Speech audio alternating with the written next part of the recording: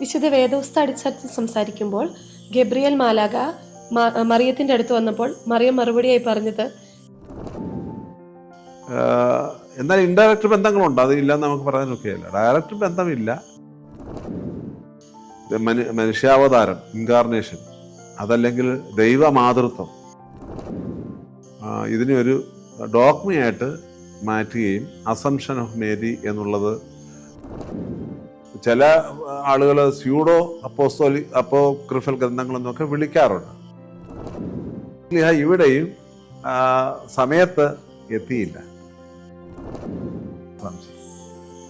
ഞാൻ ദൈവത്തിൻ്റെ മകനായി, മകളായി, കർത്താവിൻ്റെ വേലയിൽ.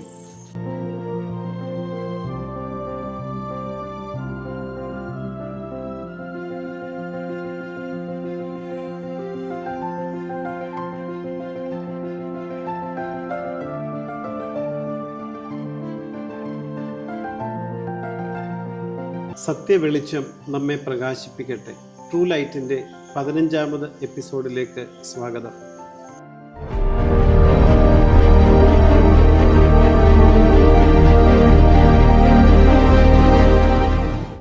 ലോകമാസകലം, പ്രത്യേകിച്ച് മലങ്കര സഭ, ശുദ്ധിമതിയായ ദൈവമാതാവിൻ്റെ ഓർമ്മയെ സമുചിതമായി ആചരിക്കുന്ന സമയമാണല്ലോ ഇത്. ശൂനോയോ നോമ്പിൻ്റെ സമയം. ഇന്ന് അഭിമന്യ തിരുമേനിയുമായി സംവദിക്കുവാൻ എത്തിയിരിക്കുന്നത് പരിശുദ്ധ കന്യക മർത്തമറിയമ്മിനെ മാതൃകയായി സ്വീകരിച്ചുകൊണ്ട് പരിശുദ്ധ സഭയിൽ ഏറ്റവും അനുഗ്രഹീതമായി പ്രവർത്തിക്കുന്ന മർത്തമറിയം സമാജത്തിലെ അംഗങ്ങളാണ്. മർത്തമറിയം സമാജത്തിൻ്റെ കേന്ദ്ര general secretary professor Mary Mathew, Kottayam ഭദ്രാസനത്തിൻ്റെ സെക്രട്ടറി അന്നമ്മ ജോൺ ടീച്ചർ, അതുപോലെ അന്ന ജോൺ കൊച്ചമ്മ എന്നിവർ സമാജത്തിൻ്റെ പ്രവർത്തകരായി ഇന്ന് ഇവിടെ എത്തിയിട്ടുണ്ട്.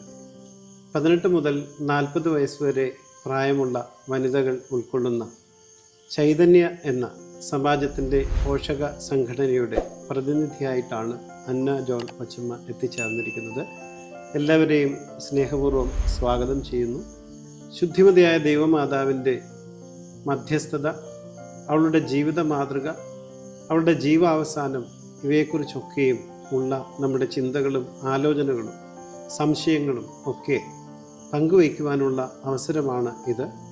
ദൈവത്തിൽ ആശ്രയിച്ചുകൊണ്ട് ഈ പരിപാടിയിലേക്ക് നമുക്ക് പ്രവേശിക്കാം. തിരുമേനി ബെസേലിയസ് കോളേജിൽ MGO CSM സ്റ്റുഡൻസും പിന്നീട് മർത്തമറിയം വനിതാ സമാജത്തിൽ വന്നപ്പോഴും കുടുംബത്തിൽ കുഞ്ഞുങ്ങളെ വളർത്തിയപ്പോഴും പലപ്പോഴും ചോദിച്ചിട്ടുള്ള ഒരു ചോദ്യമാണ്, സാധാരണയായി മനുഷ്യർ ഈ ലോകത്തിൽ നിന്നും വിട വാങ്ങുമ്പോൾ മരണം എന്നാണ് പറയുന്നത്. എന്നാൽ ദൈവമാതാവിൻ്റെ ഈ ഭൗതികമായ ലോകത്തിൽ നിന്നുള്ള വേർപാടിനെ ഉറക്കമെന്നും വാങ്ങിപ്പെന്നും പറഞ്ഞ് പലരും പറയുന്നു. പൗരസ്ത്യ സഭ അപ്രകാരം തന്നെ വിശേഷിപ്പിക്കുന്നു. ഇതിനെക്കുറിച്ച് പലരും നമ്മളോട് സംശയം ചോദിക്കുമ്പോൾ വ്യക്തമായൊരു മറുപടി കൊടുക്കുവാൻ തിരുമേനിയുടെ ഒരു നിർദ്ദേശം ലഭിച്ചാൽ നന്നായിരുന്നു. ടീച്ചർ ചോദിച്ച ചോദ്യം വളരെ പ്രസക്തമായ ഒരു ചോദ്യമാണ്. സത്യത്തിൽ നമ്മുടെ ഓർത്തഡോക്സ് ക്രൈസ്തവ ദൈവശാസ്ത്രത്തിൽ മരണമെന്ന വാക്കിന് വലിയ പ്രാധാന്യമില്ല, വിശ്വാസിയുടെ കാര്യത്തിൽ പോലും. നമ്മൾ എല്ലാവരും മനസ്സിലാക്കാൻ വേണ്ടി മരണമെന്ന വാക്ക് ഉപയോഗിക്കുന്നത് മാത്രമേ ഉള്ളൂ. മരിക്കുക എന്നുള്ളതിന് പല അർത്ഥങ്ങൾ കൊടുക്കുന്നു എന്നതുകൊണ്ട് തന്നെ അതിനേക്കാൾ കുറച്ചുകൂടെ നല്ല വാക്കുകളാണ് നമ്മൾ സാധാരണ വിശ്വാസികൾക്ക് പോലും ഉപയോഗിക്കുന്നത്. വാങ്ങിപ്പോവുക എന്നുള്ള പദമാണ് കൂടുതലായി നമ്മുടെ ആരാധനാശാസ്ത്രത്തിലൊക്കെ കാണുന്നത്. ശ്രദ്ധിച്ച് കാണുമായിരിക്കാം. ചിലയിടങ്ങളിലൊക്കെ മരിച്ചവർക്ക് വേണ്ടിയുള്ള പ്രാർത്ഥന എന്ന് പറയുമ്പോൾ ചിലയിടങ്ങളിലെങ്കിലും വാങ്ങിപ്പോയവർക്ക് വേണ്ടിയുള്ള പ്രാർത്ഥന, അവരുടെ കവറിങ്കിൽ ധൂപം വെക്കുക എന്നൊക്കെ പറയുന്നൊരു രീതിയുണ്ട്. സത്യത്തിൽ അത് പരിശുദ്ധ ദൈവമാതാവിൻ്റെ വാങ്ങിപ്പിനോടനുബന്ധിച്ച് കിട്ടിയ ഒരു നാമമാണ് ഈ ശൂനോയോ എന്നത്. മാതാവ് നമ്മെ സംബന്ധിച്ച് വിശുദ്ധരിൽ പ്രഥമ സ്ഥാനം അലങ്കരിക്കുന്ന ആളാണ്. അപ്പോൾ മാതാവിൻ്റെ വാങ്ങിപ്പിനെക്കുറിച്ച് പല പേരുകൾ പറയാറുണ്ട്, പല രീതികളിലുള്ള ശൈലികളിലുള്ള വാക്കുകൾ ഉപയോഗിക്കാറുണ്ട്. കത്തോലിക്ക പാരമ്പര്യത്തിൽ ഏറ്റവും കൂടുതൽ ഉപയോഗിക്കുന്ന വാക്ക് അസംഷൻ എന്നതാണ്. അസംഷൻ, അസംഷൻ അല്ല, അസംഷൻ. സ്വർഗാരോഹണമാണ് കർത്താവിൻ്റേത്. എന്നാൽ മാതാവിൻ്റേത് പറയുമ്പോൾ സ്വർഗാരോപണം എന്ന് പറയും. സ്വർഗാരോപണം, അതിന് അസംഷൻ എന്ന പദമാണ് ഉപയോഗിക്കുന്നത്. നമ്മളതിനെ അധികം അങ്ങനെ അങ്ങോട്ട് നമ്മുടെ പാരമ്പര്യത്തിൽ പറയാറില്ല. എങ്കിൽ പോലും നമ്മളതിനെ തള്ളിക്കളയാറില്ല. തള്ളിക്കളയുന്ന ഒരു രീതി നമുക്കില്ല. അസംഷൻ എന്ന പദമാണ് അവർ കൂടുതൽ ഉപയോഗിക്കുന്നത്. എന്നാൽ നമ്മുടെ പാരമ്പര്യത്തിൽ നമ്മൾ ഉപയോഗിക്കുന്ന 1-2 പദങ്ങളുണ്ട്. ഡൊർമീഷൻ ഓഫ് മേരി, അത് പ്രത്യേകിച്ച് ഗ്രീക്ക് പാരമ്പര്യത്തിലൊക്കെ അത് നല്ലതുപോലെ കാണാം. പൗരസ്ത്യ പാരമ്പര്യത്തിലെ ഒരു ഭാഗമാണല്ലോ ഗ്രീക്ക് പാരമ്പര്യമൊക്കെ. അപ്പം ഡൊർമീഷൻ എന്ന പദം ഉപയോഗിക്കുന്നുണ്ട്. നമ്മുടെ സുറിയാനി പാരമ്പര്യത്തിൽ കൂടുതൽ കാണുന്ന വാക്ക് വാങ്ങിപ്പ് എന്നുള്ളതാണ്. വാങ്ങിപ്പ്, ഷൂനോയോ. ഷൂനോയോ എന്ന പദമാണ് സുറിയാനി പാരമ്പര്യത്തിൽ കാണുന്നത്. അപ്പം ഡൊർമീഷൻ, ഷൂനോയോ എന്നുള്ള പദങ്ങളാണ് ഈ പൗരസ്ത്യ പാരമ്പര്യത്തിൽ കൂടുതലായിട്ട് കാണുന്നത്. എന്ന് പറഞ്ഞാൽ നിദ്ര പ്രാപിക്കുക, അതാണ് ഈ ഡൊർമീഷൻ. ഡൊർമീറെ എന്ന ലാറ്റിൻ പദമാണ്. അതിൽ നിന്നാണ് ഡൊർമീഷൻ എന്ന പദം വരുന്നത്. അപ്പോൾ ഡൊർമീറെ എന്ന് പറഞ്ഞാൽ ഉറങ്ങുക എന്നാണ് ആ വാക്കിൻ്റെ അർത്ഥം. ഉറങ്ങുക എന്ന് പറഞ്ഞു കഴിഞ്ഞാൽ ആത്യന്തികമായിട്ട് ഉറങ്ങുന്ന ഒരു രീതിയല്ല, എന്ന് പറഞ്ഞാൽ ശൂന്യതയിലേക്ക് ഉറങ്ങുന്ന രീതിയല്ല ആ വാക്കിൻ്റെ അർത്ഥം. അതിനകത്തൊരു ജീവനുണ്ട് എന്നുള്ളതാണ് അവിടെ കാണുന്നത്. ജീവനോടെ തന്നെ നിൽക്കുന്ന ഒരവസ്ഥ ആണ് അവിടെ എടുത്ത് കാണിക്കുന്നത്. അതുകൊണ്ടാണ് ഡൊർമീഷൻ എന്ന പദം ഉപയോഗിക്കുന്നത്. വാങ്ങിപ്പ്, ഷൂനോയോ എന്ന പദം, എനിക്കതിൻ്റെ ഇംഗ്ലീഷ് ടൈം ഏതാണ് ഉപയോഗിക്കേണ്ടതെന്നൊരു കൺഫ്യൂഷനുണ്ട്. ട്രാൻസിറ്റ് എന്ന് വേണമെങ്കിൽ പറയാം. പിന്നെ മൈഗ്രേഷൻ എന്ന പദം ചിലയിടത്തൊക്കെ ഉപയോഗിക്കാറുണ്ട്. ഇങ്ങനെ പല വാക്കുകൾ ഉപയോഗിക്കാറുണ്ട്. വാങ്ങിപ്പ് എന്ന് പറയുമ്പോൾ അതിൻ്റെ അർത്ഥം ശാരീരികമായി ഇവിടെ ഉണ്ടായിരുന്ന ഒരാൾ നമ്മോടൊക്കെ യാത്ര പറഞ്ഞിട്ട് മറ്റൊരു സ്ഥലത്തിലേക്ക് മാറിപ്പോയി എന്നൊരർത്ഥമാണ് കൂടുതൽ കൊടുക്കുന്നത്. സത്യത്തിൽ സഭയിൽ പരിശുദ്ധ ദൈവമാതാവിൻ്റെ വാങ്ങിപ്പ് എന്ന ആ നാമത്തിൽ നിന്നാണ് വാങ്ങിപ്പോയവർക്ക് വേണ്ടി പ്രാർത്ഥിക്കണം എന്നുള്ള പദമൊക്കെ പിന്നീട് രൂപപ്പെട്ടു വരാനുള്ള പ്രധാനപ്പെട്ട കാരണമായിട്ട് കാണുന്നത്. സഭയെ സംബന്ധിച്ച് പരിശുദ്ധ ദൈവമാതാവിൻ്റെ വാങ്ങിപ്പ് പരമ്പരാഗതമായി സഭാമക്കൾക്ക് ലഭിച്ചിരിക്കുന്നതായ ഒരു വിശ്വാസ സത്യമാണ്. ദൈവമാതാവിൻ്റെ വാങ്ങിപ്പ് എന്ന് പറയുന്നത്. വാങ്ങിപ്പ് എന്ന് പറഞ്ഞു കഴിഞ്ഞാൽ നമ്മൾ പാടാറുണ്ട്, ഉടലോടമ്പരമാർന്നവളെ എന്മാതാവേ മറിയാമേ എന്നുള്ളത്. എൻ്റെ അർത്ഥം മാതാവ് സ്വർഗത്തിലേക്ക് എടുക്കപ്പെട്ടു എന്നതിനെക്കുറിച്ച് നമ്മൾ അങ്ങനെ അധികം സംശയത്തോടെ കാണാറില്ല. എന്നാൽ നമ്മളതിനെ ഒരു ഡോക്മ ആയിട്ട് സഭ പ്രഖ്യാപിച്ചിട്ടുമില്ല. സഭ ഡോക്മ ആയിട്ട് പ്രഖ്യാപിക്കുന്നത് എപ്പോഴും കർത്താവിനോടടുത്തതും കർത്താവിൽ നിന്ന് വരുന്ന രക്ഷയോടടുത്തതുമാണ് കാര്യങ്ങളെയാണ് ഡോക്മ ആയിട്ട് നമ്മൾ പ്രഖ്യാപിക്കുന്നത്. കർത്താവിനോട് അടുത്തത്, ഫോർ എക്സാമ്പിൾ വിശുദ്ധ തൃത്വം, മനുഷ്യാവതാരം, ഇൻകാർണേഷൻ, അതല്ലെങ്കിൽ ദൈവമാതൃത്വം. കന്യാമറിയാമിൻ്റെ വേറൊരു നാമമാണല്ലോ ദൈവമാതാവ് നമ്മൾ വിളിക്കുന്നത്, തെയോട്ടോക്കോസ് എന്ന പദം. അതുപോലെ തന്നെ എവർ വിർജിൻ, പെർപ്പച്വൽ വിർജിൻ, നിത്യകന്യക എന്നുള്ള പദം. അതൊക്കെ ഡോക്മയാണ് സഭയെ സംബന്ധിച്ച്. സഭാപിതാക്കന്മാർ ആദിമ കാലഘട്ടത്തിൽ തന്ന ഒരു ഡോക്മയാണ്. അതെന്തുകൊണ്ടാണത് ഡോക്മയായത്? ഡോക്മയായതിന് പ്രധാനപ്പെട്ട കാരണം അതെല്ലാം ദൈവത്തോട് ബന്ധപ്പെട്ട് നിൽക്കുന്നതാണ്. ഡയറക്റ്റ് ബന്ധമാണ്. അല്ലെങ്കിൽ ഒന്നുകിൽ പരിശുദ്ധത്വത്തോടെ അല്ലെങ്കിൽ മനുഷ്യാവതാരത്തോടെ, ക്രിസ്തുവിൻ്റെ മനുഷ്യാവതാരത്തോട് ബന്ധപ്പെട്ട് നിൽക്കുന്ന കാര്യമാണ്. അതുകൊണ്ടാണ് തന്നെയുമല്ല അവയെല്ലാം ലോകത്തിൻ്റെ അല്ലെങ്കിൽ മനുഷ്യൻ്റെ രക്ഷയ്ക്ക് ഡയറക്റ്റ് നിദാനങ്ങളുമാണ്. ഞാൻ പറഞ്ഞത് ടീച്ചറിന് ഏകദേശം മനസ്സിലാക്കാണെന്ന് വിചാരിക്കുന്നു. എന്നാൽ പരിശുദ്ധ കന്യാമറിയം അമ്മയുടെ വാങ്ങിപ്പ് എന്ന് പറയുന്നതിന് ഡോക്മയാക്കി മാറ്റാത്തതിൻ്റെ കാരണം ഇതാണ്, ഞാൻ ഈ പറഞ്ഞതാണ്. അതിനൊരു ഡയറക്റ്റ് ബന്ധം ഇല്ല. എന്നാൽ ഇൻഡയറക്റ്റ് ബന്ധങ്ങളുണ്ട്, അത് ഇല്ലെന്ന് നമുക്ക് പറയാനൊക്കെയല്ല. ഡയറക്റ്റ് ബന്ധമില്ല. അതുപോലെ തന്നെ പരിശുദ്ധ തൃത്വത്തോടും മനുഷ്യാവതാരത്തോടും വിശുദ്ധ വേദപുസ്തക അടിസ്ഥാനത്തിൽ നമുക്കൊന്നും എടുക്കാനായിട്ടില്ല. മാതാവ് വാങ്ങിപ്പോയി എന്ന് പറയുന്നതൊന്നും വിശുദ്ധ വേദപുസ്തകമുള്ള കാര്യങ്ങളല്ലല്ലോ, പുറത്തുനിന്ന് വന്നിരിക്കുന്നതാണ്. അതുകൊണ്ട് നമ്മളതിനെ ഒരു പ്രഖ്യാപിത ഡോക്മയായിട്ട് ഇതുവരെ സഭ സ്വീകരിച്ചിട്ടില്ല. നമ്മുടെ സഭ മാത്രമല്ല, ഒരു പൗരസ്ത്യ സഭയും ഒരു പ്രഖ്യാപിത ഡോക്മയായിട്ട് ഇതുവരെയും സ്വീകരിച്ചിട്ടില്ല. എന്നാൽ സഭയിൽ നമ്മുടെ പൂർവ്വപിതാക്കന്മാർ ആ അപ്പോസ്തോലിക കാലം മുതൽ തന്നെ ഇന്നേയോളം പറഞ്ഞു വന്നിരിക്കുന്ന ഒരു വിശ്വാസ സംഹിതയാണ്. പരമ്പരാഗതമായി ലഭിച്ചിരിക്കുന്ന ഒരു വിശ്വാസ സംഹിതയാണ്. അതുകൊണ്ട് നാം അതിനെ തള്ളിക്കളയുന്നും ഇല്ല എന്നുള്ളതാണ്. സത്യത്തിൽ കത്തോലിക്ക സഭ പോലും 1950 വരെ അങ്ങനെ ഒരു വിശ്വാസ പ്രഖ്യാപനം അവർക്കും ഇല്ലായിരുന്നു. 1950 പോപ്പ് പിയൂസ് 12 മാർപ്പാപ്പയാണ് ഇതിനെ ഒരു ഡോഗ്മയായിട്ട് മാറ്റുകയും അസംഷൻ ഓഫ് മേരി എന്നുള്ളത് ഒരു ഡിക്ലറേഷനാക്കി മാറ്റി അതിനൊരു പ്രത്യേക അതുകൊണ്ടാണ് പതുക്കെ ഈ കന്യമറിയാം, സഹരക്ഷക, കോറിഡംട്രീസ് എന്നൊക്കെ പറയുന്ന ചില പദങ്ങൾ കയറി വന്നു. അതാണ് ഈ അടുത്ത സമയത്ത് കത്തോലിക്ക സഭ ചെറുതായിട്ട് തിരുത്താനായിട്ടൊരു ശ്രമം നടത്തുന്നതായിട്ട് നമ്മൾ കണ്ടായിരുന്നല്ലോ. ഇങ്ങനെയൊക്കെയുള്ള ചില വിഷയങ്ങളുണ്ട്. അപ്പോൾ നമ്മളെ സംബന്ധിച്ച് നമ്മൾ പരിശുദ്ധ അമ്മയുടെ നിത്യകന്യത്വം, അതുപോലെ തന്നെ ദൈവമാതൃത്വം, ഇതിന് രണ്ടിനും കൂടുതൽ പ്രാധാന്യം കൊടുക്കും. എന്താ കാരണം? അത് മനുഷ്യാവതാരവുമായിട്ട് ഡയറക്റ്റ് ബന്ധപ്പെട്ടിരിക്കുന്നതാണ്. മനുഷ്യാവതാരം എന്തിനു വേണ്ടിയാണ്? ലോകത്തിൻ്റെ മുഴുവൻ നമ്മുടെ എല്ലാവരുടെയും രക്ഷയ്ക്ക് വേണ്ടിയുള്ളതാണ്. അതാണ് നമ്മൾ അതിനെ ഡയറക്റ്റ് ഒരു വിശ്വാസ പ്രഖ്യാപനത്തിൻ്റെ ഭാഗമായിട്ട് തന്നെ നമ്മുടെ വിശ്വാസ പ്രമാണത്തിലുണ്ടല്ലോ ഞാൻ ഈ പറഞ്ഞ 2 വാക്കുകൾ. സഭ പറയുന്ന വിശ്വാസ പ്രമാണത്തിൽ പ്രഖ്യാപിക്കുന്ന വിശ്വാസ പ്രമാണത്തിലുണ്ട്. അതാണ് നമ്മളതിനെ ഉപയോഗിക്കുന്നത്. വേറെ ഒരു കാര്യങ്ങളും നമ്മൾ ഡോക്മയായിട്ട് ഉപയോഗിക്കുന്നില്ല എന്നുള്ളതാണ്. പരിശുദ്ധ അമ്മ സ്വർഗത്തിലേക്ക് പോയെന്ന് ചോദിച്ചാൽ നമ്മളെല്ലാവരും പറയും പോയി എന്ന് പറയും. കാരണം അതാണ്, അത് നമ്മളെ സംബന്ധിച്ച് അമ്മയ്ക്ക് കൊടുക്കുന്ന ഏറ്റവും വലിയ മഹത്വമാണ്. കാരണം കർത്താവിൻ്റെ മനുഷ്യാവതാരത്തിന് ദൈവം നമ്പുരാൻ തെരഞ്ഞെടുത്തിരിക്കുന്ന ഏക വ്യക്തിത്വമാണ് മാനവജാതിയുടെ പ്രതിയായിട്ട്.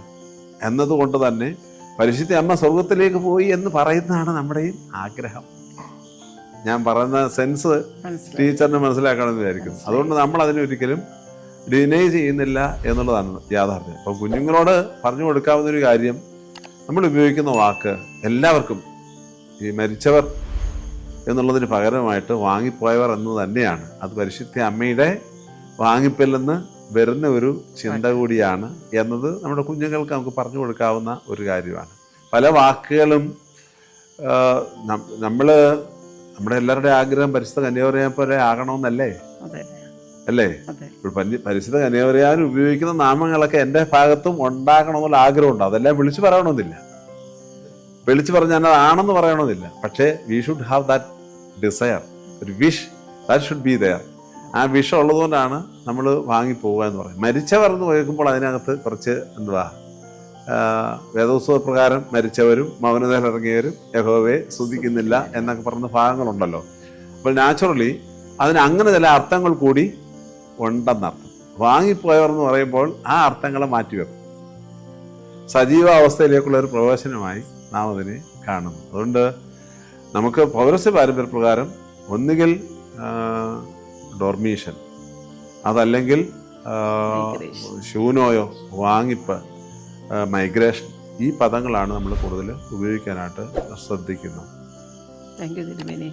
ഞാൻ അസംഷൻ കോളേജിലാണ് 5 വർഷം പഠിച്ചത്.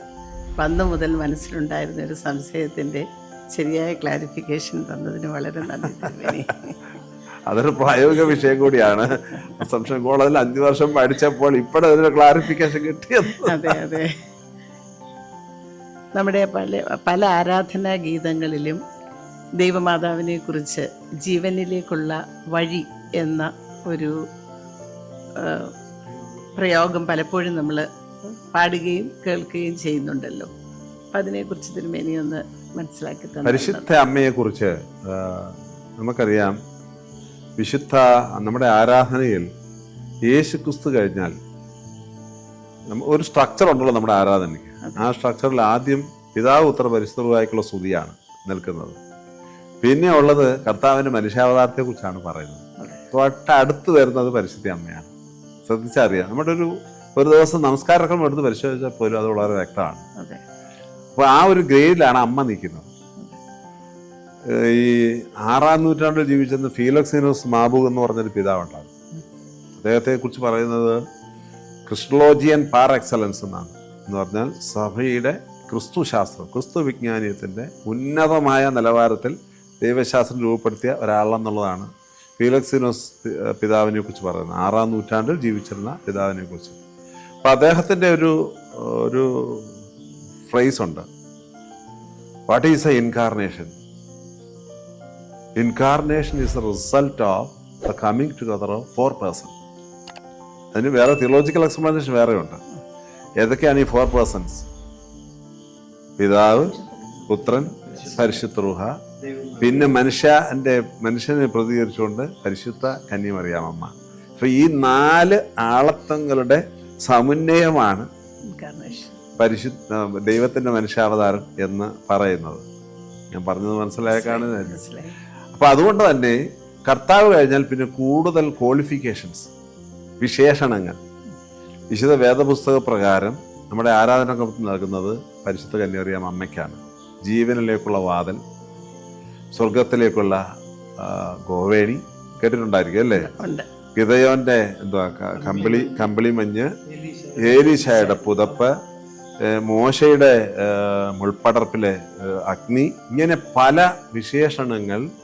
എസക്കിയലിന്റെ അടയ്ക്കാത്ത വാതിൽ, ഒരിക്കലായി അടയ്ക്കാത്തതും തുറക്കാത്തതുമായ വാതിൽ, ഇങ്ങനെ ഒരുപാട് വിശേഷണങ്ങൾ നമ്മുടെ ആരാധനാക്രമത്തിൽ പരിശുദ്ധ കന്യമറിയാമ്മയെ കുറിച്ചുണ്ട്. ഞാൻ ചിലപ്പോഴെങ്കിലും സെമിനാരി ക്ലാസ് എടുത്തപ്പോഴും നമ്മുടെ കുട്ടികൾക്കൊക്കെ ക്ലാസ് എടുക്കുമ്പോഴൊക്കെ അവരോട് പറയാറുണ്ട്, നിങ്ങൾ വിശുദ്ധ കുർബാനക്രമവും നമ്മുടെ ശീമാ നമസ്കാരവും ഇത് രണ്ടും ഒന്ന് എടുത്തിട്ട് അതിനകത്ത് പരിശുദ്ധ അമ്മയെക്കുറിച്ച് പറഞ്ഞിരിക്കുന്ന വിശേഷണങ്ങൾ, ഓരോ യാമങ്ങളിലുമുള്ള വിശേഷണങ്ങൾ എത്ര എണ്ണം ഉണ്ട് എന്നൊന്ന് പരിശോധിക്കുന്നത് നല്ലതാണ്. അസൈൻമെന്റ് ആയിട്ട് ഞാൻ ഇങ്ങനെ പറയാറുണ്ട്. പഠിച്ച കാലത്തെ അധ്യാപകരിൽ നിന്ന് കേട്ടതും പിന്നെ നമ്മൾ പഠിപ്പിച്ച സമയത്ത് ഇങ്ങനെ പറഞ്ഞതുള്ളതുകൊണ്ട് എവിടെ ചെന്നാലും ഞാൻ പറയാറുണ്ട്. അത് ചിലരെങ്കിലും അത് അപ്ലൈ ചെയ്യാറുണ്ട്. എനിക്ക് വളരെ സന്തോഷം തോന്നുന്നത് നമ്മുടെ ഒരു കുട്ടി, കൊച്ചുകുട്ടി, വലിയ പ്രായമുള്ള കുട്ടിയല്ല, ഞാനിത് പറഞ്ഞപ്പോൾ അവന് അത് പോയൊരു ശ്രമം നടത്തി. അവനോട് പറഞ്ഞതല്ല, പള്ളിയിൽ ഞാൻ പബ്ലിക്കായിട്ട് പറഞ്ഞപ്പോൾ അവൻ അതുപോലെ ഒരു ശ്രമം നടത്തിയിട്ട് ഒരു ബുക്കിനകത്ത് നിറച്ച് എഴുതിക്കൊണ്ട് അതിനടുത്ത് കുറച്ച് ശരിയുണ്ടായിരുന്നു, അതിനകത്ത് ചില തെറ്റുകളും ഉണ്ടായിരുന്നു. ബട്ട് സ്റ്റിൽ അങ്ങനെ ഒരു അറ്റംപ്റ്റ് നടത്തിയതായിട്ട് എനിക്ക് കാണുന്നുണ്ട്. അപ്പോൾ ഈ നമ്മുടെ ആരാധനാക്രമത്തിൽ പരിശുദ്ധ അമ്മയുടെ ക്വാളിഫിക്കേഷൻസ് എടുത്ത് ആട്രിബ്യൂട്ട്സ് ഉണ്ട്, ധാരാളം ആട്രിബ്യൂട്ട്സാണ് കൊടുത്തിരിക്കുന്നത്.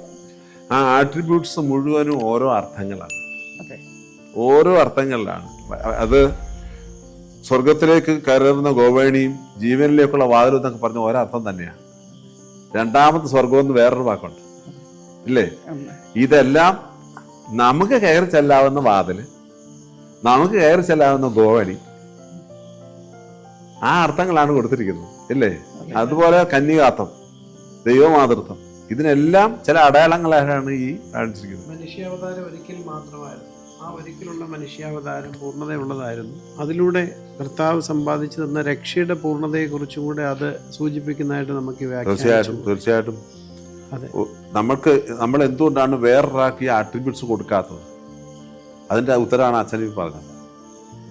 Uniqueness of Christ, uniqueness of holy virgin Mary.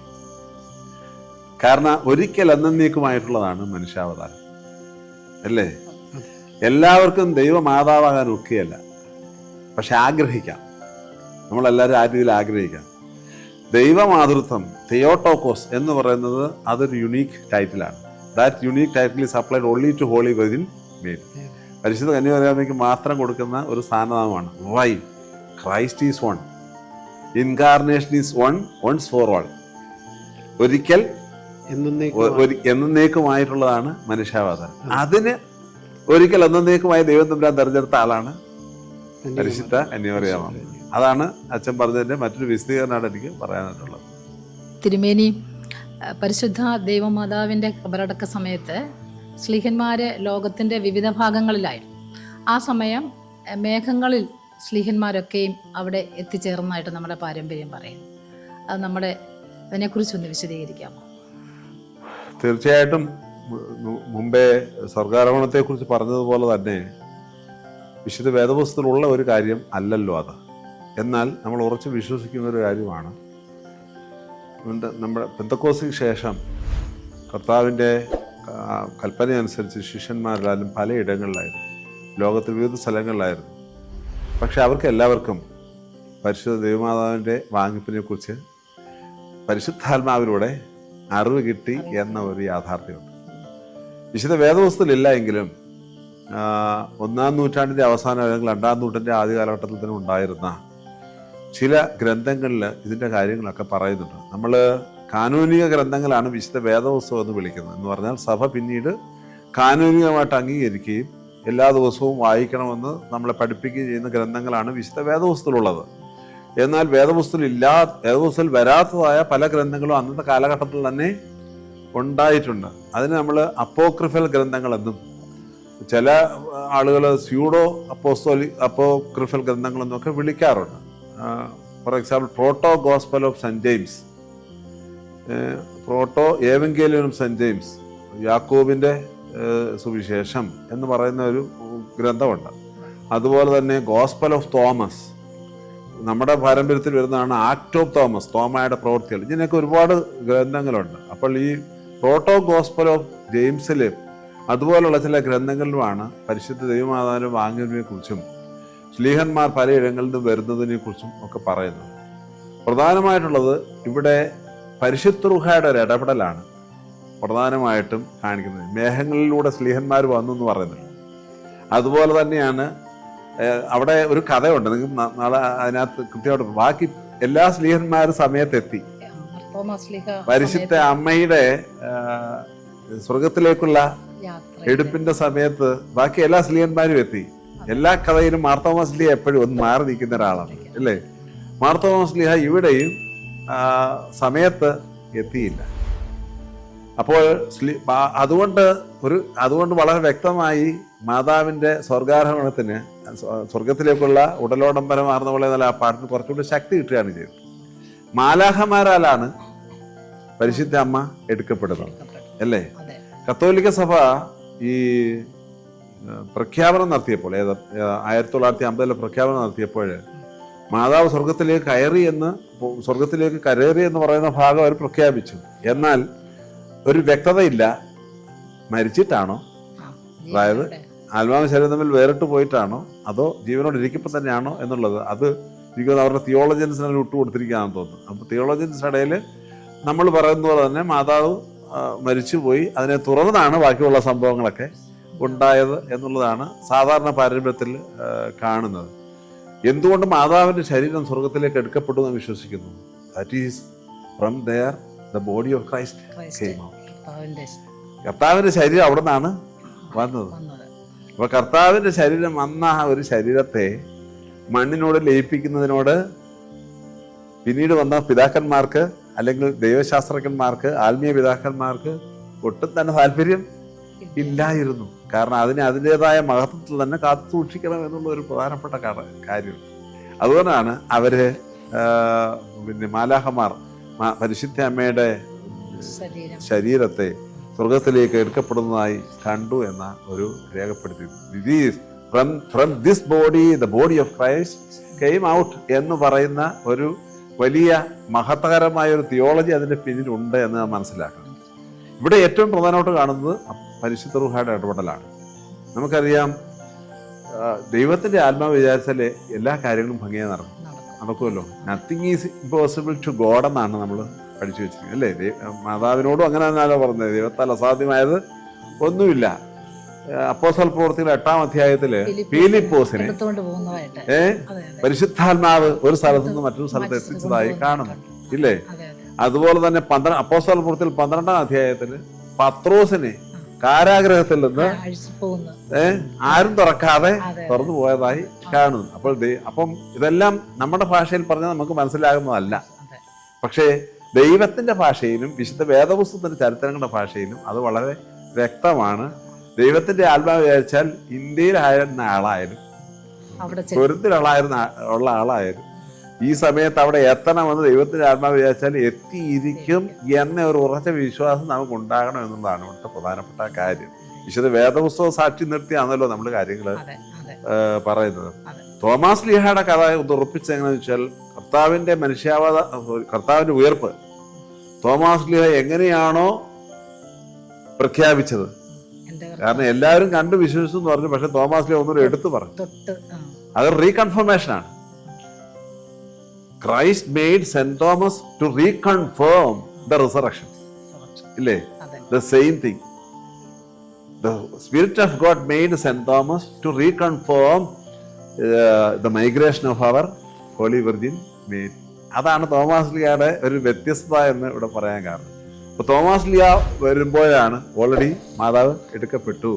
പക്ഷെ മാതാവിന് കണ്ടു എന്നൊരു തെളിവ് തോമായ്ക്ക് വേണമല്ലോ. അതിൽ നിന്നാണ് ഉത്തരീയം എടുത്ത് തോമായ്ക്ക് ഇട്ട് കൊടുത്ത കഥ ഉണ്ടായത്. അതൊരു തെളിവാണ്.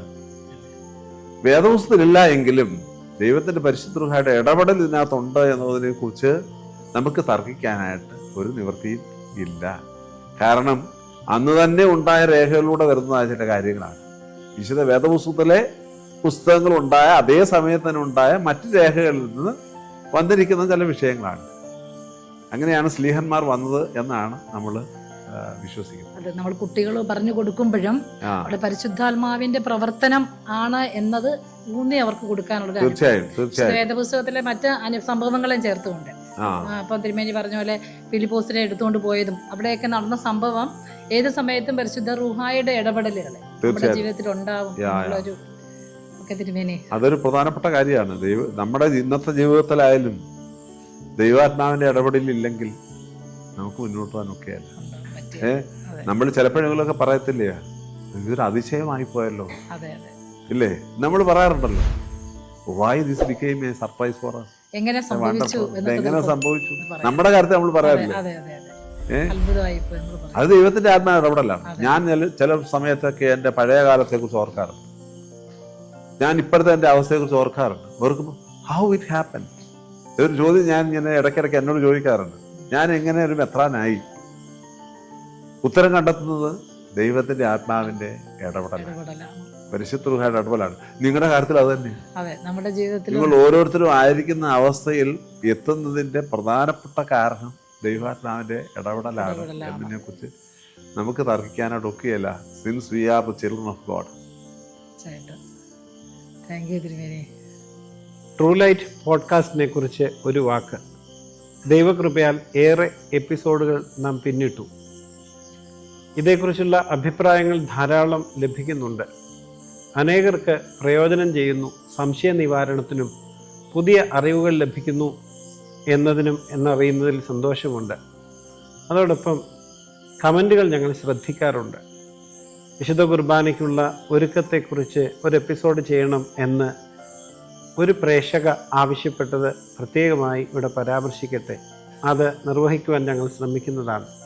അതുമാത്രമല്ല, മറ്റനേകം ചോദ്യങ്ങളും ആവശ്യങ്ങളും ഉണ്ട് എന്നത് വിസ്മരിക്കുന്നുമില്ല. അവയൊക്കെയും തീർച്ചയായും പരിഗണിക്കുന്നതാണ് എന്ന് അറിയിക്കട്ടെ. സത്യവിശ്വാസം അനേകരിലേക്ക് എത്തിച്ചേരുവാൻ തക്കവണ്ണം ഈ പോഡ്കാസ്റ്റ് മുഖാന്തരമാകുന്നു. പ്രിയപ്പെട്ടവരെ, നമ്മുടെ ഈ പോഡ്കാസ്റ്റിലൂടെ നിങ്ങൾക്ക് വിവിധങ്ങളായ ചോദ്യങ്ങൾക്ക് സംശയം പൂർത്തീകരിക്കപ്പെടുവാനായിട്ട് സാധിക്കുന്നു എന്ന് അറിയുന്നതിൽ സന്തോഷം. കമൻറ്റ് ബോക്സുകൾ വളരെ ഭംഗിയായിട്ട് നിങ്ങൾ അതിനോട് പ്രതികരിക്കുന്നു. കൂടുതൽ അറിയുവാനുള്ള വിശ്വാസ സത്യങ്ങളെക്കുറിച്ച് നിങ്ങൾ കമൻറ്റ് ചെയ്യണം. അതോടൊപ്പം തന്നെ ഇത് മറ്റ് ആളുകളിലേക്ക് ഷെയർ ചെയ്യുവാനായിട്ടും പ്രത്യേകമായിട്ട് ശ്രദ്ധിക്കുകയും ചാനൽ സബ്സ്ക്രൈബ് ചെയ്യാൻ നിങ്ങൾ പ്രത്യേകം ശ്രദ്ധിക്കണം. അതോടൊപ്പം മുൻപേ അച്ഛൻ പറഞ്ഞതുപോലെ അനേകം ആളുകളിലേക്ക് അത് ഷെയർ ചെയ്ത് എത്തിക്കുവാനും പ്രത്യേകം ശ്രദ്ധിക്കണമെന്ന് നിങ്ങളുടെ സ്നേഹത്തോടെ അറിയിക്കുന്നു. സത്യവിശ്വാസത്തിൻ്റെ ഒരു വെളിച്ചം ലോകമെങ്ങും പകരുവാൻ തക്കവണ്ണം ഈ പോഡ്കാസ്റ്റ് മുഖാന്തരമാകും എന്നുള്ളതിന് യാതൊരു സംശയമില്ല. നിങ്ങളുടെ എല്ലാ സപ്പോർട്ടും പ്രതീക്ഷിച്ചുകൊണ്ട് ഞങ്ങൾ നിർത്തുന്നു. തിരുമേനി, വിശുദ്ധ വേദപുസ്തകം അടിച്ചടിച്ച് സംസാരിക്കുമ്പോൾ ഗബ്രിയേൽ മാലാഖ മറിയത്തിൻ്റെ അടുത്ത് വന്നപ്പോൾ മറിയം മറുപടിയായി പറഞ്ഞത്, ഇതാ എൻ്റെ വാക്കുപോലെ എനിക്ക് ഭവിക്കട്ടെ എന്നാണ്. മാതാവിൻ്റെ ആ പരിപൂർണമായ സമർപ്പണം ഇന്നത്തെ കാലഘട്ടത്തിൽ കുടുംബ പശ്ചാത്തലത്തിലും അല്ലെങ്കിൽ വ്യക്തിഗത ജീവിതത്തിലും നമുക്കത് എത്രത്തോളം ഇൻസ്പയറബിൾ ആണ് എന്ന് തിരുമേനി ഒന്ന് പറയാമോ? ചോദ്യം വിശുദ്ധ വേദപുസ്തകത്തിനുള്ളൊരു വാക്യം അനുസരിച്ചാണ്. പരിശുദ്ധനായ ലൂക്കോസിന്റെ സുവിശേഷം 1-ാം അധ്യായം 38-ാമത്തെ വാക്യം, ഇതാ ഞാൻ കർത്താവിന്റെ ദാസി, നിന്റെ ഹിതം പോലെ എനിക്ക് ഭവിക്കട്ടെ. അതിൻ്റെ പിന്നിൽ കുറച്ച് വാക്യങ്ങളോട് ഉണ്ടല്ലോ, ഇല്ലേ? പിന്നിൽ കുറച്ച് വാക്യങ്ങളുണ്ട്. അതായത് വചനിപ്പ് എന്ന് നാം പറയുന്ന ഭാഗമാണിത്. നമുക്ക് ഇതൊരു നമ്മുടെ സഭയിൽ ഒരു ഫീസ്റ്റ് തന്നെയുണ്ട്, വചനിപ്പിന്റെ പെരുന്നാൾ. അത് ഒരു വർഷത്തിൽ 2 പ്രാവശ്യം നമ്മളത് ആചരിക്കാറുണ്ട്. മാർച്ച് മാസം 25-ാം തീയതിയും പിന്നെ നവംബർ അവസാനം ഡിസംബർ തുടക്കത്തിൽ നോമ്പിലേക്ക് വരുമ്പം, അതായത് 25 നോമ്പിലേക്ക് വരുമ്പോൾ ആ കർത്താവിൻ്റെ മനുഷ്യാവതാര രഹസ്യങ്ങളിലേക്കുള്ള പ്രവേശനത്തിൻ്റെ ഭാഗമായിട്ട് അവിടെയും ഓർക്കാറുണ്ട്. അപ്പോൾ 2 സമയങ്ങളിൽ പരിശുദ്ധ സഭ ആചരിക്കുന്നതും വായിക്കുന്നതുമായ ഒരു വേദഭാഗമാണ് ഈ പരിശുദ്ധനായ ലൂക്കോസ് സുവിശേഷത്തിലെ ഈ വചനിപ്പിൻ്റെ വേദഭാഗം, 1-ാം അധ്യായത്തിലെ ഭാഗം. ആ വായിക്കുന്ന വേദവായന ഭാഗത്തിൻ്റെ അവസാനത്തെ വാക്കാണ് കണ്ടാലും ഞാൻ കർത്താവിൻ്റെ ദാസി നിന്റെ ഹിതം പോലെ എനിക്ക് ഭവിക്കട്ടെ എന്നത്. നമുക്കറിയാം അവിടെ ഒരു ദൈവത്തിൻ്റെ ഇടപെടൽ വളരെ ശക്തമാണ്. ദൈവം ഒരാളെ തനിക്ക് അവതാരം ചെയ്യുന്നതിന് വേണ്ടി തെരഞ്ഞെടുത്തിരിക്കുകയാണ്. അതിനുവേണ്ടിയാണ് ഗബ്രിയേലിനെ അയച്ചിരിക്കുന്നത്. ഒരു സാധാരണ മനുഷ്യ സ്ത്രീയാണ്, കന്യകയാണ്. അങ്ങനെ ഒരാളോടാണ് ഇതെന്ന് പറയുന്നത്. പക്ഷേ അവൾ ജന്മകാലം മുതൽ തന്നെ പരിപൂർണ വിനയമുള്ളവളാണ്. ദൈവത്തിൻ്റെ മാലാഹമാരുടെ അകമ്പടിയോടുകൂടി ദേവാലയത്തിനുള്ളിൽ വസിച്ചവരാണ്. എല്ലാ സുഹൃതങ്ങളുടെയും നിർഗുണമായിട്ട് നിൽക്കുന്ന ഒരാളാണ് പരിശുദ്ധ കന്യകമറിയാമ്മ. ആ സുഹൃതങ്ങളുടെ ഉള്ളിൽ നിന്നുകൊണ്ട് ചില സംശയങ്ങൾ ദൂതനോട് ചോദിക്കുന്നുണ്ട്, ഇല്ലേ? ഒരു പുരുഷനെ അറിയാകിയാൽ, ഇല്ലേ? ഇങ്ങനെയൊക്കെയുള്ള ചില സംശയങ്ങളൊക്കെ ഇങ്ങനെ ചോദിക്കുന്നത് അതിന്റെ പരിസമാപ്തിയായിട്ടാണ്. തനിക്ക് ചോദിക്കാനുള്ളതൊക്കെ ചോദിച്ച് അതിന്റെ പരിസമാപ്തിയായിട്ടാണ് ഞാൻ കർത്താവിൻ്റെ ദാസി ഹിതം പോലെ എനിക്ക് ഭവിക്കട്ടെ എന്ന് പറഞ്ഞു. സത്യത്തിൽ ഇത് നമുക്ക് തരുന്നൊരു വലിയ പാഠമാണിത്. ഇത് very basic lesson given to the people of the church, not only to saint Mary's league. എല്ലാവർക്കും നൽകുന്നൊരു പാഠമാണ്, അല്ലേ? ദൈവസന്നിധിയിൽ പരിപൂർണ അനുസരണം, പരിപൂർണ സമർപ്പണം, പരിപൂർണ വിധേയത്വം, ഇതെല്ലാം ഈ വാക്കിനകത്ത് നിൽക്കും. ദൈവസന്നിധിയിൽ പരിപൂർണ വിധേയത്വം, പരിപൂർണ സമർപ്പണം, പരിപൂർണ അനുസരണം, വിശ്വാസം. അതിൻ്റെ അർത്ഥം നമുക്ക് അതുകൊണ്ട് എന്തെങ്കിലും സംശയങ്ങളൊന്നും ദൂരീകരിക്കേണ്ടതല്ല. അത് വളരെ കൃത്യമായിട്ട് പരിശുദ്ധ അമ്മ നമുക്ക് കാണിച്ചു തരുന്നു. മുന്നിലുള്ള നമ്മുടെ ഉണ്ടാകുന്ന സംശയങ്ങളെ കൃത്യമായിട്ട് ദൂരീകരിച്ച് ഉറച്ച വിശ്വാസത്തിലേക്ക് വന്ന് ദൈവത്തിനുണ്ടാകെ പരിപൂർണ സമർപ്പണവും അനുസരണയും വിശ്വാസവും ഒക്കെ കാണിക്കുന്ന ഒരു വാക്കാണ്. ഈ മർത്തോലി സമാജത്തിലും കുടുംബജീവിതത്തിലുമൊക്കെ ഇത് എങ്ങനെ പ്രാവർത്തിയാക്കണമെന്ന് വെച്ച് കഴിഞ്ഞാൽ ഒറ്റ കാര്യമുള്ളൂ. നമ്മുടെ പരിഭവങ്ങൾ നമുക്ക് പറയാം, നമ്മുടെ സംശയങ്ങൾ നമുക്ക് നിരത്താം. പക്ഷേ അതിൻ്റെ ഉള്ളിൽ ട്രൂത്തിന് വേണ്ടിയായിരിക്കണം നാം നമ്മുടെ സംശയങ്ങൾ ഉന്നയിക്കുന്നതും പരിഭവങ്ങൾ നിർത്തുന്നതും സത്യത്തിന് വേണ്ടിയായിരിക്കണം. എന്നെ ദൈവം ഒരുക്കിയിരിക്കുന്ന രക്ഷയുടെ ഒരു പാത്രമാക്കി മാറ്റുന്നതിനുള്ള ഒരു ഉപകരണമാക്കണമേ എന്നതിൻ്റെ ഭാഗമായിരിക്കണം ആ സംശയം. ഞാൻ ദൈവത്തിൻ്റെ മകനായി മകളായി കർത്താവിൻ്റെ വേലയിൽ ശുശ്രൂഷിക്കുന്ന ഒരാളായി മാറാനായിട്ടുള്ള ഉപകരണമായി മാറണം എന്ന ചിന്തയിലായിരിക്കണം നമ്മുടെ സംശയങ്ങളും എല്ലാം. ഞാൻ ദൈവത്തിൻ്റേതാണ് എന്ന ചിന്തയിൽ മാത്രമേ നമുക്ക് സംശയങ്ങൾ ഉന്നയിക്കാനുള്ള നിയോഗമുള്ളൂ. ആ നിയോഗം ഇവിടെ പരിശുദ്ധ അമ്മ വളരെ കൃത്യമായിട്ട് നമ്മെ പഠിപ്പിക്കുന്നുണ്ട്. അതൊരു കാര്യം. കുടുംബത്തിലായാലും പള്ളിയിലായാലും നമ്മൾ എല്ലാറ്റിനും ദൈവത്തിൻ്റെ ഹിതം ഒന്ന് ചോദിച്ചു നോക്കി. അതിനായി രാവിലെ വൈകിട്ടൊക്കെ കുടുംബ പ്രാർത്ഥന കൃത്യമായിട്ട് വെച്ചിരിക്കുന്നത്, ഇല്ലേ? 7 യാമപ്രാർത്ഥനകൾ സഭ വെച്ചിരിക്കുന്നത്. ഭവനങ്ങളിൽ കുറഞ്ഞ പക്ഷം 2 നേരമെങ്കിലും കൃത്യമായി പ്രാർത്ഥിക്കണം. ഈ prayer is not simply asking something. Prayer ദൈവവുമായിട്ടുള്ളൊരു ബന്ധം കൂടിയാണ്, അല്ലേ? എനിക്കൊരു കാര്യം ആഗ്രഹം ഉണ്ടെങ്കിൽ അത് നിന്റെ ഹിതമാണോ എന്ന് ചോദിക്കാനായിട്ട് പഠിക്കണം. ഞാൻ നിങ്ങൾ തമാശയുടെ എടുക്കുമായിരിക്കും. ഞങ്ങളൊക്കെ ഒസ്താത്ത് സിനിമ പഠിപ്പിക്കുന്ന കാലത്ത്, കാലം ചെയ്ത ഒസ്താത്ത് സിനിമ പഠിപ്പിക്കുന്ന കാലത്ത് അദ്ദേഹം ഇങ്ങനെ ദൈവഹിതത്തെക്കുറിച്ച് ഇങ്ങനെ പല കാര്യങ്ങളൊക്കെ പറയും. അപ്പോൾ ഈ ഉപ്പൻ എന്ന് പറഞ്ഞൊരു പക്ഷി ഉണ്ടല്ലോ, അത് ഞാൻ പ്രത്യേക രീതിയിൽ ശബ്ദിക്കും. അപ്പോൾ തിരുമേനിക്കൊരു കൺഫ്യൂഷൻ, കല്യാണം കഴിക്കണമോ വേണ്ടയോ. ചെമ്മാശനായിരുന്നപ്പോൾ ഉള്ള കഥയാണ് പറയും, സദ്യക്കനായിരുന്നപ്പോൾ ഒരു കഥയാണ് പറയും. കല്യാണം കഴിക്കണമോ വേണ്ടയോ, ഒരു കൺഫ്യൂഷൻ. അപ്പോൾ തിരുമേനി ഇങ്ങനെ പ്രാർത്ഥിക്കുമ്പം തിരുമേനിക്ക് തോന്നുന്നതാണ് ആ പക്ഷി പറയുന്നു ഇപ്പം കെട്ടിക്കോ ഇങ്ങനെ പറയുന്ന പോലെ തോന്നുകയാണ്. പക്ഷെ തിരുമേനിയുടെ പ്രാർത്ഥന നിർത്തുന്നില്ല. ഇത് തന്നെയാണോ ശരി എന്ന് തിരുമേനി വീണ്ടും ഇങ്ങനെ ഉള്ളിലേക്ക് ചോദിച്ച്, ഇത് തന്നെയാണോ ഞാൻ ശരിയായിട്ട് എനിക്ക് തോന്നുന്നത്, വീണ്ടും തിരുമേനിയുടെ പ്രാർത്ഥന തുടർന്നു. തിരുമേനി ഞങ്ങളോട് പറഞ്ഞ കഥയാണ് പറയുന്നത്. പ്രാർത്ഥന തുടർന്നു. പ്രാർത്ഥന തുടർന്നു കഴിഞ്ഞപ്പോൾ തിരുമേനിയുടെ ഉള്ളിൽ ദൈവത്തിന്റെ ആത്മാവ് തോന്നിക്കുകയാണ്, പട്ടം കെട്ടിക്കോ, പട്ടം കെട്ടിക്കോ, പട്ടം കെട്ടിക്കോ. ഞാൻ പറഞ്ഞ മനസ്സിലായോ? തീർച്ചയായും. അപ്പോൾ നമ്മുടെ വിധേയത്വം എവിടെയാണെന്നുള്ളതിനെ കുറിച്ചൊരു പ്രധാനപ്പെട്ട കാര്യമാണ്. പരിശുദ്ധ അമ്മ വളരെ ഭംഗിയായിട്ടാണ് ഇത് പറയുന്നത് അല്ലേ? അതെ. She did not say no. No പറഞ്ഞില്ല. പറഞ്ഞോ? ഇല്ല. പറയാതെ തന്നെ തൻ്റെ പരിഭവങ്ങളും നാച്ചുറലായിട്ടുള്ള സംശയങ്ങളും എല്ലാം ദൈവസഭയിൽ നിർത്തിയതിനു ശേഷം യെസ്, ഐ ആം റെഡി, ഞാൻ റെഡിയാണ്, എന്നെ ഉപയോഗിക്കണമേ, അടിയനെ ഉപയോഗിക്കണമേ എന്ന് പറയുന്ന ഒരു സ്ഥിതിയിലേക്ക് വന്നു. നമ്മുടെ കുടുംബജീവിതത്തിൽ അങ്ങനൊന്ന് പ്രായോഗികമായിട്ട് പരിശോധിച്ചാൽ എന്ത് നല്ലതായിരിക്കും. നമ്മൾ ഒരു കുടുംബജീവിതത്തിന്റെ തകർച്ചകളുടെ പ്രധാനപ്പെട്ട കാരണം എന്താ? പരസ്പരമുള്ള വിധേയത്വം ഇല്ല, പരസ്പരമുള്ള അനുസരണയില്ല, പരസ്പരമുള്ള വിശ്വാസമില്ല, അല്ലേ?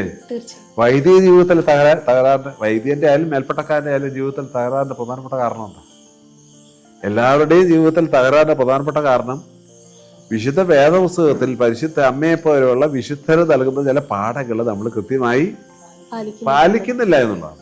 അത് പാലിക്കാനായിട്ടാണ് സത്യത്തിൽ മാതാവിന്റെ നാമത്തിലുള്ള 15 നോമ്പും പരിശുദ്ധ അമ്മയുടെ പേരിലുള്ള ശൂനോയോ ഫീസ്റ്റും വാങ്ങിപ്പ് പെരുന്നാളും ഒക്കെ കൊണ്ടാടുന്നു. നമ്മുടെ സഭയിൽ മാത്രമേ ഉള്ളൂ ഈ 5 പെരുന്നാളിൽ മാതാവിന്റെ പെരുന്നാളിൽ ഒതുക്കി നിർത്തിയിരിക്കും. ഞാൻ 3 വർഷം എത്തിയപ്പൻ സഭയിലുണ്ടായിരുന്നു. അവർക്ക് എല്ലാ മാസവും ഒരു ദിവസം മാതാവിന്റെ ദിവസമാണ്. അതൊരു ഫീസ്റ്റ് ഡേ ആണ്, എവറി ഡേ. അവിടുത്തെ 21st ആണ്, നമ്മുടെ ഇംഗ്ലീഷ് മാസമല്ല അവർ പറയുന്നത്. 21ാമത്തെ ദിവസം മാതാവ് ദിവസമാണ്. ദേവാലയത്തിൽ വരുന്ന വിശ്വാസികളുടെ എണ്ണം വളരെ കൂടുതലായിരിക്കും ആ ദിവസം. പരിശുദ്ധ അമ്മയുടെ നാമം അവരെ സംബന്ധിച്ച് ജീവിതത്തിന്റെ ഭാഗമാണ്. ഞാൻ നേരിട്ട് കണ്ടിട്ടുള്ളതായതുകൊണ്ടാണ് ഞാൻ ഈ പറയുന്നത്. കാരണം എന്തിനാ? അതെന്താ കാരണം? There is a very strong yes to God in faith, in surrendering, in obedience. എല്ലാ സുഹൃത്തുക്കളും നിറഞ്ഞിരിക്കുന്ന ഒരു എസ്. ആ എസ് ആണ് behold, I am the maid of the Lord. Let it be happen as per the will of God എന്ന് പറയും. അതാണ് ഇവിടെ പ്രായോഗികമാക്കി നമ്മൾ കൊണ്ടുപോകേണ്ടത്. നമ്മുടെയൊക്കെ പ്രധാനപ്പെട്ട ഒരു ചിന്ത പെരുന്നാൾ ആചരിക്കുന്നതൊക്കെ നേർച്ച കഴിക്കാനും അപ്പം തിന്നാനും. അതല്ല, അതിനപ്പുറമായി വേറെ ചില അർത്ഥങ്ങൾ അതിനകത്തുണ്ട് എന്നുള്ളത്. കണ്ടാലും ഞാൻ കർത്താവിൻ്റെ ദാസി എന്നുള്ള പദം തന്നെ അന്ന് വായിക്കുന്ന വേദഭാഗം ഇത് തന്നെയാണല്ലോ, ഇല്ലേ? അപ്പം അത് നമ്മുടെ ജീവിതത്തിൽ പാലിക്കാനായിട്ട് നമ്മെ ഒരുക്കുന്ന ഒരു ഭാഗമായിട്ട് ഞാൻ കാണുക. അത്ര എനിക്ക് പറയാനുള്ളൂ. താങ്ക് യു തിരുമേനി.